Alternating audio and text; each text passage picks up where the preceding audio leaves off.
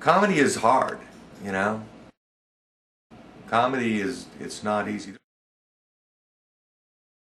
There's a sort of a standard bit you used to see occasionally, like a stand-up comedian talk about, like, oh, I've got the greatest job ever. All I have to do is work, you know, 1 hour a night, you know, like that's all I have to do. It's like my job. I got the greatest job ever. But you know, when you're a comedian who's interested in this art form as much as I am, comedy is a 24-hour-a-day job. You know, you're kind of always on call as a comedian. You know, get up, try to clean up around the house a little bit. You know, I like to start the day off nice healthy breakfast, most important meal of the day. Get that sort of power going. But I don't know, for some reason, my wife has been not really making me breakfast in the morning anymore before she goes to work, so I kind of had to cut that out.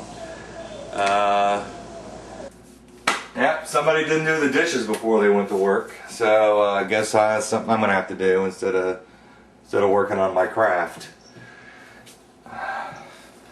But you know, I get the creative juices flowing. You know, I go on the internet, sort of see what's going on in the news. Social networking is obviously very important. Today's comic. I'm just checking my Twitter feed here. I'm up to 225 followers, so I'm doing pretty good. Just started watching Downton Abbey. It's a pop culture reference there. Love it. It's like Mad Men for British people. So yeah, that one had quite a few retweets. For me, writing is a process that I do really 24 hours a day. I'm writing. So you know, I mean, like I'll write probably a dozen new jokes a day. Just you know, about whatever, you know, like, hey, a cigarette pack, those are crazy, you know, like, Surgeon General's warning, cigarette smoke contains carbon monoxide, you know, like, well, that doesn't sound so bad. I mean, monoxide, it's only one. How bad could that be for you, you know, so, something like that, you know. I mean, obviously that's just, I need something I'd have to work on. But I mean, that's how my mind works, you know. As a comedian, I can, you know, I can just, a beer bottle. Let's see. Why are beer bottles always brown? I mean, that's not a really good example, but you know. Again, the Surgeon General. Wow, this.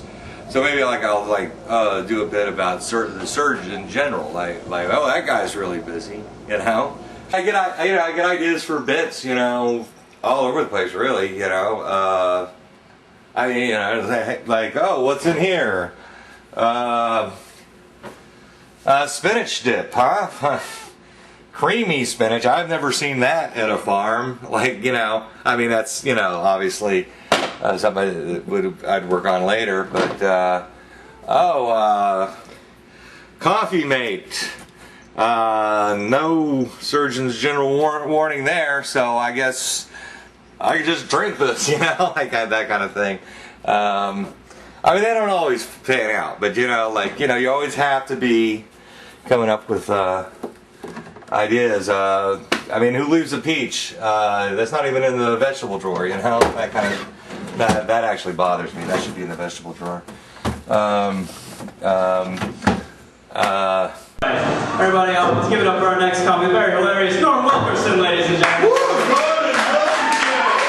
I notice things a lot. Like, I noticed, like today I was looking at my pack of cigarettes, right? And the Surgeon General's warning. And it was like, the Surgeon General warns you that cigarette smoke contains carbon monoxide. I'm like, that doesn't sound so bad. I mean, it's monoxide. That's only one. I mean, that's not. I mean, carbon dioxide you would think would be twice as bad. They put that in Coca-Cola. So, you know. And then I was like looking at my beer bottle, right? And then I'm like, oh, there's a Surgeon General warning on that too.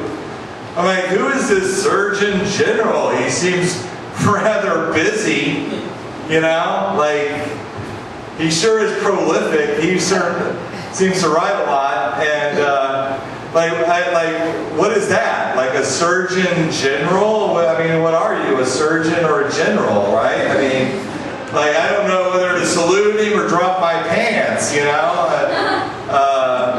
But I tell you ever opened your fridge and, like, when you open your fridge, there's like a peach on just like a regular shelf, but like, it's just on but it's not in the fruit drawer, you know? I mean, there's a fruit drawer for peaches.